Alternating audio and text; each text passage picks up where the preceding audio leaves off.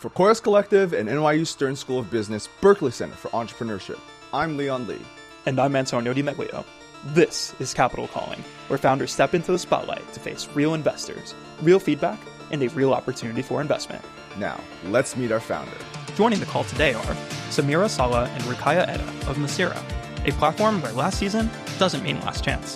They're giving overlooked styles their moment, helping fashion brands move excess inventory through creator-led storytelling and discovery. Will they answer the call? We'll find out.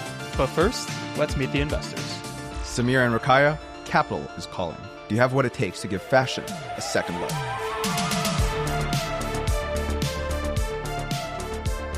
Hi, my name is Samira Salifu. I'm the co-founder and CEO of Masira. My name is Rukaiah, and I'm the co-founder and COO of Masira.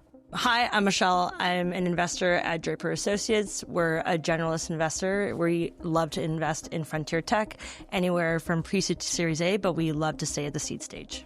Hi, Michael Nogan. I'm an investor at Overton Venture Capital, pre-seed, seed stage fund. We're really focused on this evolving consumer, so we're generalists by nature.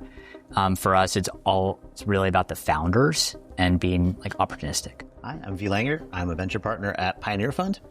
We are also generalists, as you know. We mainly invest in Y Combinator companies, but we've since branched out. So I'm excited to learn more about what you guys are doing and see if it's a personal fit.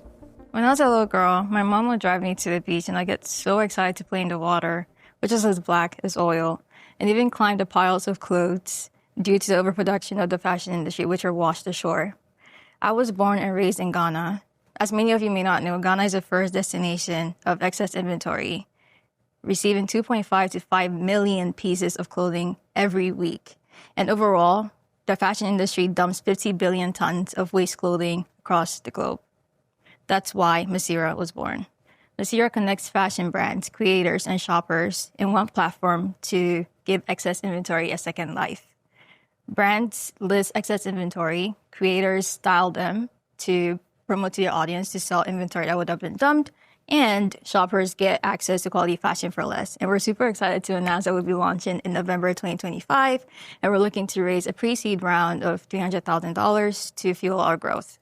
So as Samira mentioned, Masira connects fashion luxury brands with creators who will style those specific items that are listed in the platform through posting content or live shopping to help shoppers discover those items for less.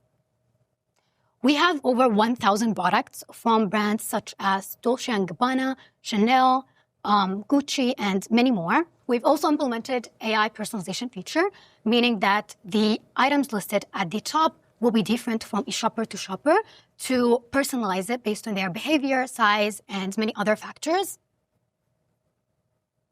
This is how the product page will look like. There will be a section where we style this specific item with other items, and if the shopper likes them, they can buy the whole item. We also will have another section for creators who are styling this item.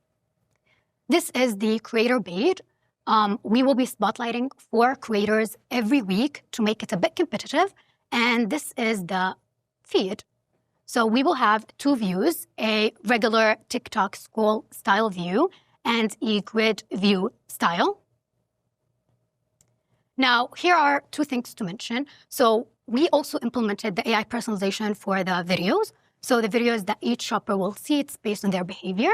And the second thing is that any content that is posted on Masira will be distributed automatically to the creators' other pages on social media. Now, this is how the creator profile will look like to the shopper. So these are the linked products for that specific creator, and these are the videos. We also have the outfit builder where the user can create their own outfit and then add it to the bag. Here are where the saved items will be, the collections, the saved videos and outfits. And for the creator, we have their own account that it's specialized for them, where they have the ability to post, get analytics on specific posts, and even products that were mentioned in that post, as well as their earnings. We are currently also working on gamifying it a bit, so we will have 4 tiers for creators, milestones, action items, to make it more interactive. For the shopper, we are planning to also add virtual try-ons, universal passport to help reduce returns, and many other things that will help fashion become more sustainable using technology. So is this all used clothing, or where is this clothing coming from? This is excess inventory, so the items that didn't sell or that weren't presented to customers. Yeah. And where's all the product being stored in the meantime? Is it like drop shipping or? It is drop shipping right now. The brands handle everything, but we're just like the medium that connects them to the creators and the shoppers. So it's a three-sided marketplace right now. So you have the consumer, and then you have the brands, and then you have the influencers. So that's like that. There's a lot of layers. So where do you see the barrier in getting all, like, where's the biggest barrier of the three-sided marketplace? How do you see yourself being able to get all three at once? What is your strategy on going down each of those three channels? So initially it was partnering with brands because we were still new to the market, but we already solved that with getting 1,000 products onto the platform thanks to our professors at our universities who had like industry connections. So that was easy. Afterwards, I want to say 1,000 products. So how many brands is that? I think like, was it like More than 50. Yeah, like 50, more than 50. Yeah, luxury brands. And then for the creator aspect, I am a creator, so I understand the market, and I have friends, I have that connection. And also we're partnering with a business called Influencer Capital that will give us the influencers who have already made it big in the industry and also help us handle that creator aspect of it. As a creator yourself, you also probably get approached by all of the other brands like Shop My. They also are in that space. So how do you see yourself competing with those other companies? So Shop My and LTK, I'll start with LTK. LTK is very strict in terms of like they want to, you need to have a certain number of followers to be able to be on LTK. If you don't know, LTK is like to know, it's just like, it's similar to this, but they use active inventory. So where we come in is we bring on the sustainability aspect of it, and also we remove that restriction that anybody at all can be a creator on our platform. There's no followings. People only buy from you when they actually like your style. So you need to have a creative style in order to be on our platform, and that's where Masira trumps LTK. And for Shopline in the sense that like they don't really communicate as much to the creators. I have a Shop My account and I have to do all the digging. I have to find products myself. But for Masira, we are very engaged with our users. We're engaged with the creators. And then we'll just make it very interactive. And that way people are competing, but at the same time having fun competing in order to get paid. Yeah. I guess, first of all, I think it's beautiful, concept. But I guess I'm trying to understand, like, who is the customer? So similar to what Michelle was trying to ask about, this marketplace, do you start with the supply or demand? And it sounds like you initially are on the inventory side. But fundamentally, as an investor, I always think about what is that big problem? Who is your customer? Who are you solving for? And I keep hearing, you're the creator. You're solving for the creator. So are you solving for the creator? Are you solving for the brand that has the excess inventory? Are you solving the sustainability? Because by doing this, you no longer have to burn or destroy. Like, what is that what is the big problem? The biggest problem right now is that the EU is implementing strict laws by 2026 to restrict brands from destroying their excess inventory. They need to figure out a way to handle that. And that's why we're building this. For the creator economy, because I already mentioned as a creator, I understand that pain. And then the creator economy is projected to grow, to double in size by 2030. And creators right now are the influence that people use to shop for items.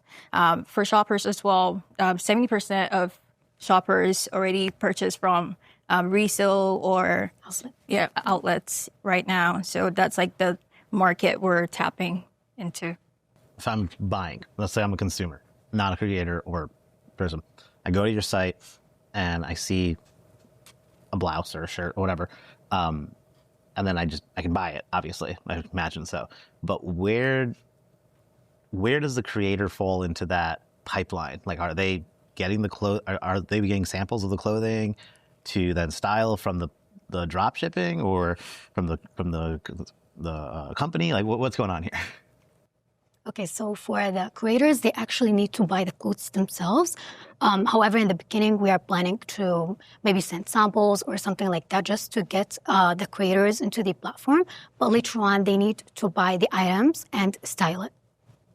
But at the same time, like Rukaiah also mentioned, we're also implementing virtual try-ons and universal size and passport. So they don't necessarily have to have the products. They just need to, and also with our outfit builder, they just need to place items next to each other. And that way it's more appealing for the audience to say, oh my God, this is so cute. And then they buy the look. It's interesting that you're focusing on luxury first versus more mainstream, which I think is probably the biggest, culprit in terms of, the fast fashion, I think. So if I'm a luxury brand, I will do everything that I can to protect that brand from brand dilution. And so, but on the consumer side, I think about authentication. So how do I know if what I'm buying on site is a real Chanel bag? Because you mentioned Chanel as being one of the brands. Because I think that customer trust is going to be huge. So how are you authenticating? And tell us a little bit more about the actual, someone makes a sale, or in your mind, someone makes a sale, who is actually fulfilling that order? So we have partnered with a company that is using blockchain to authenticate the items. So that's for the authentication. And in terms of who we are focusing on, because you asked why it's luxury, why not maybe, fast fashion or any other brands. I think the reason why we focused on luxury, it's because based on McKinsey's report data, I don't remember the exact number, but now buyers, especially Gen Z, they want quality items, even if they're going to buy more for it. So the luxury, I think you already answered that question, that the luxury industry is the biggest culprit in terms of waste. No, they're not. I think it's the other way. I think the fast fashion's the biggest, right? Because it's kind of like a wear the shirt one and done versus a market, just like a recycling. If I think about, I think you're thinking more about the scale problem. Is how are you going to possibly build a company? Yeah, that solves the sustainability issue, which seems to be that was why you decided to get into this in the first place, which is to make a dent or make it a better place to live in. It's not as oil, but. No, I had the same. I would have the same question. I mean, obviously, everyone loves a cheaper Chanel bag. There's no question about that. But if I go to Zara, I see 7,000 items, of the same exact item. I don't see 7,000 Chanel bags when I go to the store. So, if the angle is sustainability and not having, I've seen the photos of the waste in the ocean and stuff like that. If that's the angle, is there other than people like luxury brands, is it easier to get these items on your site, the luxury brands, or is there a particular reason beyond? Well, I really like that. That's the question. Okay, I would disagree with you when you say the fast fashion industry, like Shein, is the biggest polluter.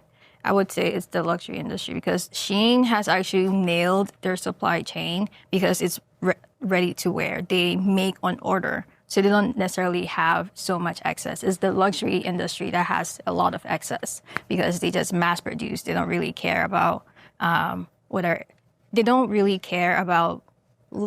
producing less, because they feel like if they produce less, they're losing out on extra profit. So that's where the disagreement comes in. I may be wrong, but that's my knowledge. And your question, I don't know if I got it right, but you were asking.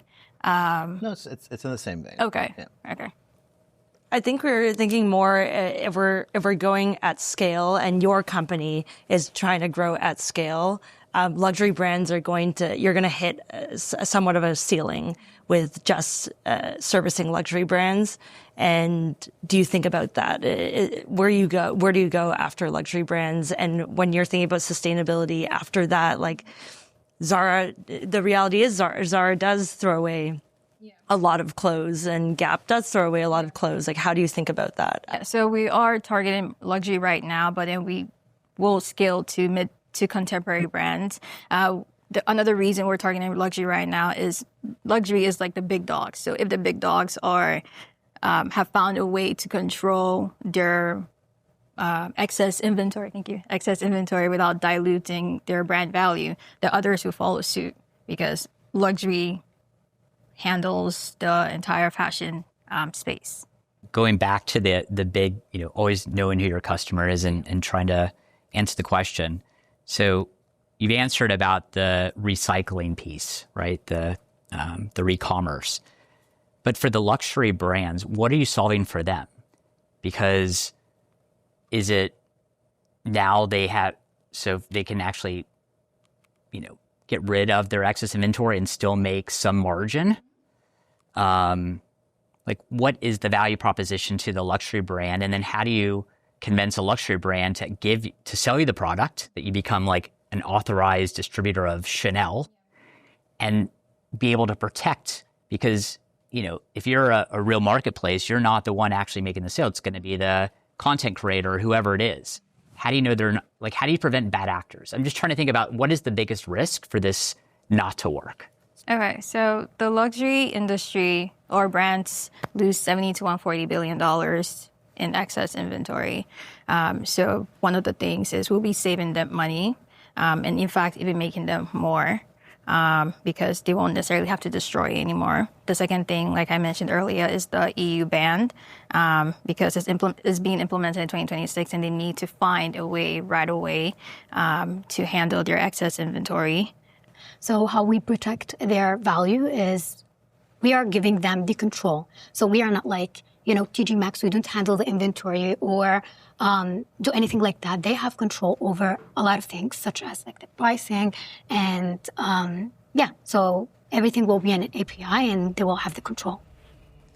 Thank you so much for your time. We're going to deliberate and we'll see you soon. All right, thank you. Thank you. Thank you. All right, judges. Now it is time for the judges' debrief portion of the show. How do we feel about the pitch? I feel like it's a great problem. I don't think it's a VC backable problem. I don't think it's a venture problem. I don't know what you guys think. And also I think my first question was the three-sided marketplace question. I think three-sided marketplaces are insanely difficult, and this particular problem, and they're trying to build a platform for influencers and with sustainability, and they want to build a grassroots movement. Like, I do think you should start it as a grassroots movement and not have VC money at the beginning. I think you should, I personally think you should bootstrap it and build it as a grassroots movement.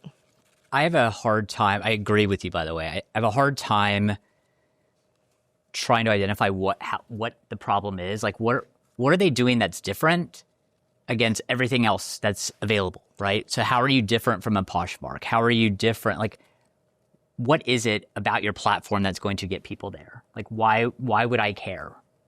But that's why I think it's going to be a community platform. I think influencers who care will come to it, and it will be a community platform that's driven by founders if they do care. But is it a billion-dollar business, It could be at some point in time, but the way it's presented now, I don't really see it either. I'm struggling to figure out why I would particularly go to this site versus any other site, or why a brand would use this site versus the hundreds of ways you can buy, leftovers or last season items as right now. At first I thought they were doing secondhand clothing that was going to be wasted, which I think is actually, personally, I think that's probably a much better use of this whole I agree with that. That's where I thought it was. Yeah. That's what I thought it was too. I didn't realize it was just unsold inventory, which that's why outlet malls exist. That's why other things exist. I know that they obviously still waste unsold inventory. That's not a problem that can just magically disappear. I just didn't think of, when she told me that Shein isn't the biggest waster of products. It must. It is. I'm pretty sure there was an article that said it was. Yeah, But fast fashion in general. Exactly. I don't think that the issue is with luxury. And if you're a luxury brand, the whole idea is that scarcity is that's part of your business model. So you don't do excess unless it's made for outlet. which again is a separate business model. But I just have a hard time believing. I agree that they should go after like what is their initial wedge. I don't think that they've identified or clearly articulated this is a huge problem for the luxury brands or for the influencers. Like, I'm just still like. Yeah, I'm not sure they know their business inside out yet. I think they have built something that they want themselves. Like, you know? Yeah, like a Veblen good is a Veblen good for a reason, right? Like it's expensive because people want it, and people want it because it's expensive. So it's the complete wrong market to like go after a star. I understand that most businesses have to start at the top because the wealthy can afford to pay things. I just don't see why I still don't understand why anybody would want to use this site versus another site, like, and why this has to be a site in the first place. This could be an Instagram account, like, you know, like, yeah. I don't mean to be harsh, but I just don't know. I do like the social commerce element, and maybe could be a live shopping component, although that does very well, outside of North America.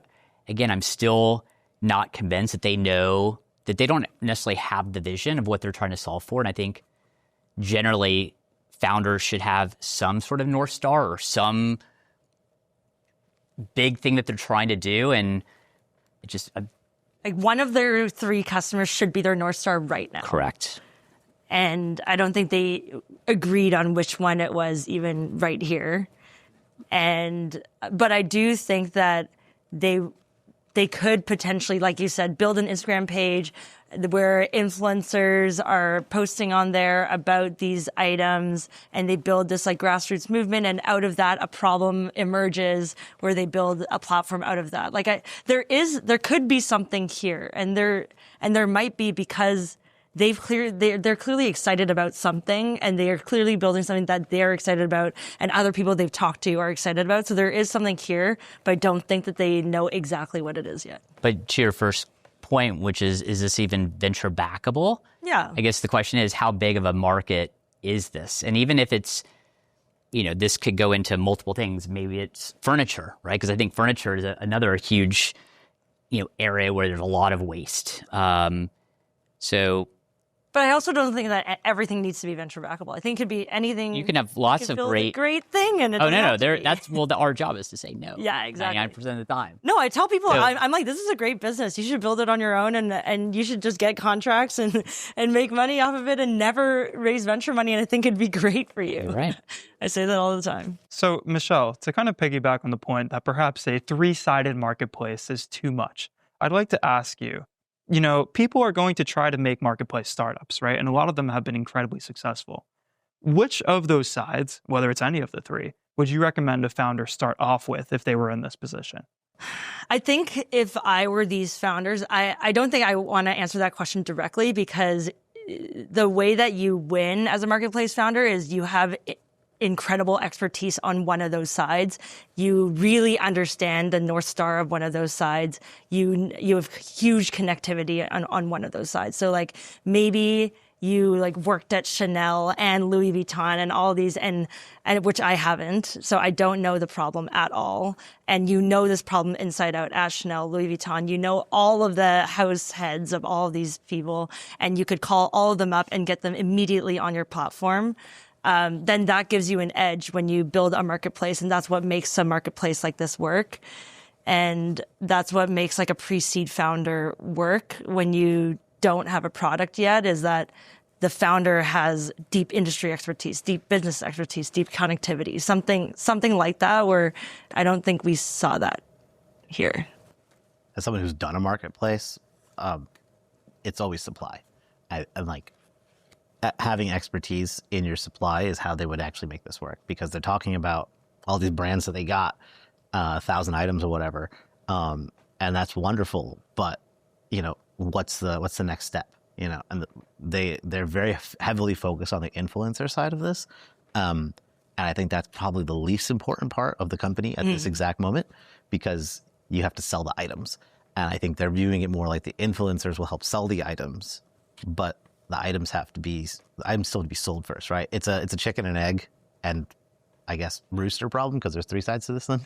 So like, it's a circle that's never going to end, because until they sell their first items.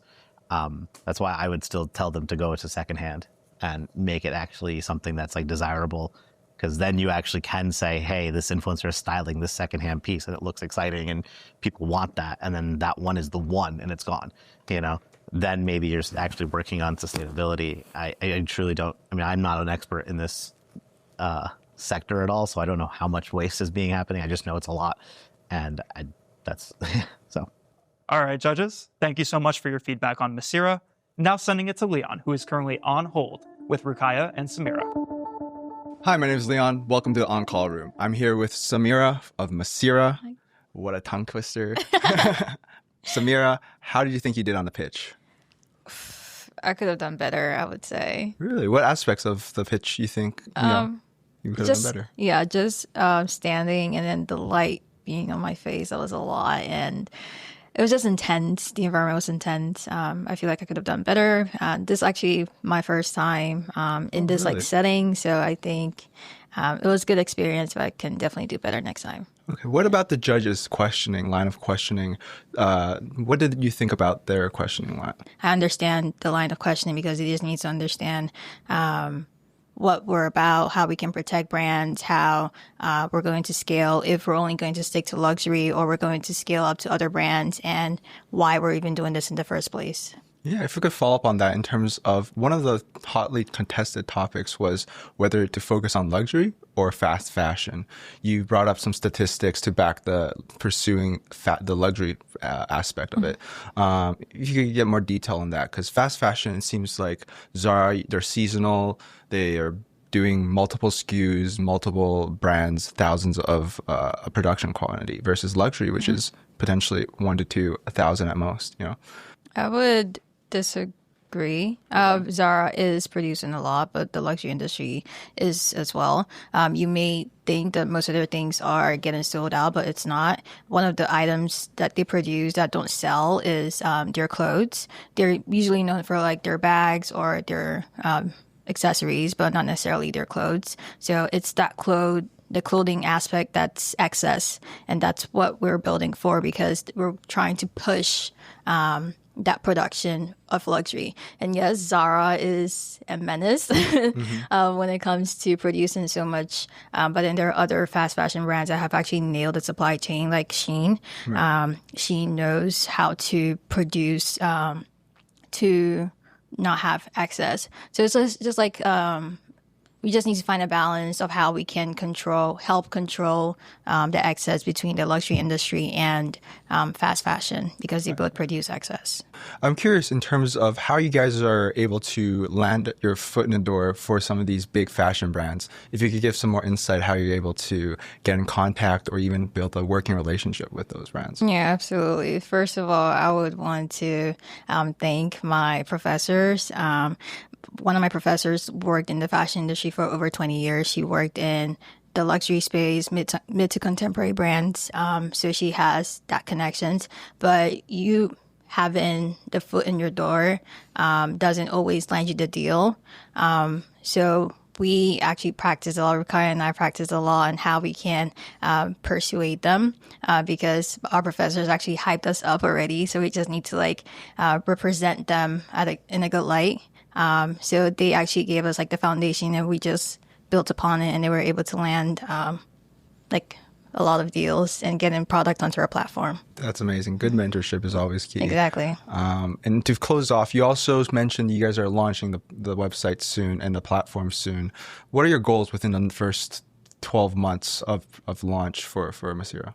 So first, we want to build a community of people. We've already started out with our Discord community, and we'll be continuing that with our Instagram community. And that way people can learn about the fashion and tech and sustainability space. That's one of our goals. Another goal is to be able to hit a certain MRR in the next 12 months. We also want to be able to make a dent in the industry and be the go-to marketplace for circular luxury fashion. Thank you, Samira. My name is Leon. This is the On-Call Room. And now for our conversation with Rukaiah. How did you think the pitch went? I think I will have the same answer as Samira. I think we can do better. But that was our first time to do something like that. And I'm grateful that we did it, even though it didn't went as we wanted to go. But yeah. If you could shine a bit more backstory, how you guys met, how you guys came together and thought of this idea and said, we want to commit our lives to this. So we've met last year, actually on LinkedIn. Samira reached out to me. I didn't know her before, but we hopped on a call because she shared this idea. I'm interested in fashion. And then when we get into the call, she shared her idea. And after it, we decided to take it and start building it. And from there, we've built the team. We started to work toward building the product. And as Samira mentioned earlier, we will be launching next month. And yeah, I'm so excited. It's so amazing. It's been like a years-long effort to come up to this point.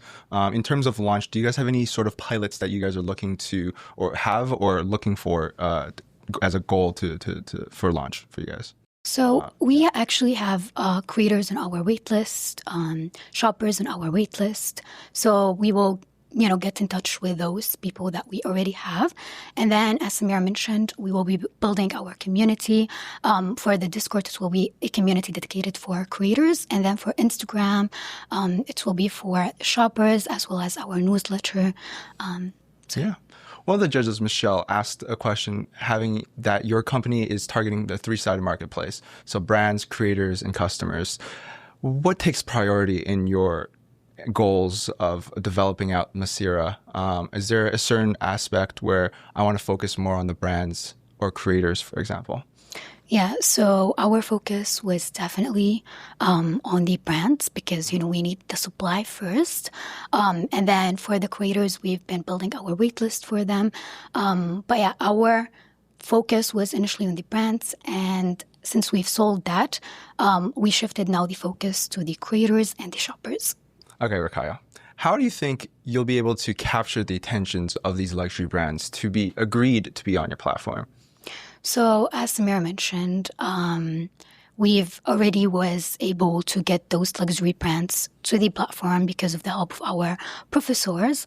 And then in the future, I think, because we want to expand to mid to contemporary brands and also emerging luxury, I think when they see the big dogs already like in the platform, then they will want to get into it, especially after we've launched, and we will have some even more data and stats to share with them that will even maybe capture more of their attention. Before we head back to the studio, is there anybody you would like to shout out or reference that has helped you along this journey? Definitely Shad. He's our CTO, and without him, we weren't able to really build the product. We are both CS students. We know how to develop apps and build them, but he was able to handle that weight so we can both focus on other things or aspects of the business. Well, Rukaiah, it's been a pleasure speaking with you, and best of luck back in the studio. Would love to follow your journey and see Masira grow. This has been the On-Call Room. My name is Leon. Now back to the studio. Welcome back. Thank you. I was born and raised in Ghana, so I witnessed firsthand the impact of the fashion industry's overproduction on our environment and in our water. Masira is being built to solve this, to help connect fashion brands, creators, and shoppers to give excess inventory a second life. We're raising a pre-seed round of $300,000 to fuel our growth in product development and AI, where we integrate Gemini and OpenAI models to better personalize each user's feed. Also accelerate product development by hiring a developer to assist our CTO, and also for marketing and other operations such as hosting brand events and pushing Masira into the market. I think there is clearly a problem here, and there is something to be done, and there is like a grassroots movement. But at the moment, not sure who we're solving the problem for, and if it is a venture backable problem. And it might also be too early for us. But there obviously is a problem here, and there's something there, but it might just be too early for us right now. The issue, the B2B2C.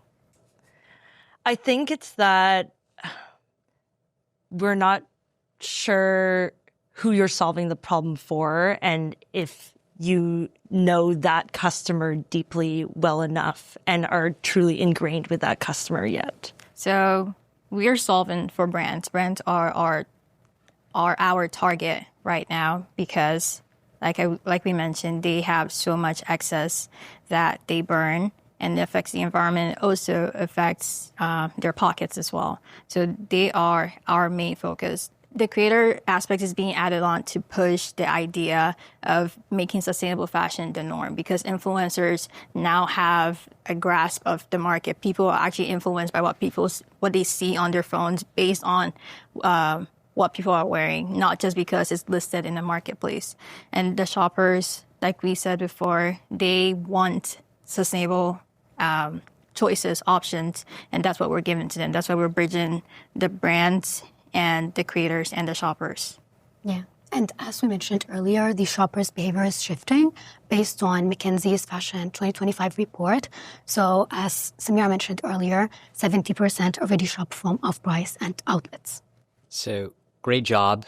I've spent a lot of time in consumer, and as an investor, I think about the evolving consumer. I like the fact that it's mission-based.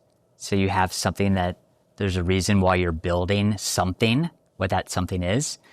Again, I'm having a hard time trying to figure out who you're solving for. You just clarified to Michelle that you're solving for the brands.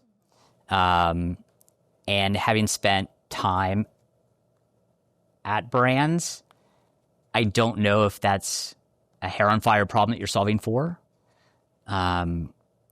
Also, on the influencers, it sounds like you're using that more as a channel strategy to your distribution. And what I would like to hear is how you're going back to solve your mission, which is how do you make this a cleaner place, cleaner planet, cleaner Ghana? What are you doing that's different? And I didn't hear that. So unfortunately, not the right investment for me personally. I wish you all the best of luck. I think, having a mission is very important. And as someone who's done a marketplace in the past and worked through all the struggles of a marketplace, adding a third arm to it only further complicates it. And I would love to see what you guys end up accomplishing in the next year or two. But as of right now, it's a no for me as well. Oh, you can't get up. Thank you. Thank you. Thank you. Very nice to meet you. That's it from the studio, but don't hang up just yet. We'll be calling Rukaiah and Samira back in just a few weeks. A special thanks to the New York University Stern School of Business's Berkeley Center for Entrepreneurship team for making this production possible. Be sure to follow and subscribe so you don't miss future episodes of Capital Calling. Disclaimer, the Capital Calling podcast and any related media properties produced by Coas Collective are provided solely for informational and educational purposes. Nothing presented in this episode should be construed as an offer to sell or a solicitation of an offer to buy any securities, investments, or financial products. Coas Collective does not provide investment advice, and all opinions expressed are those of the hosts or guests at the time of recording.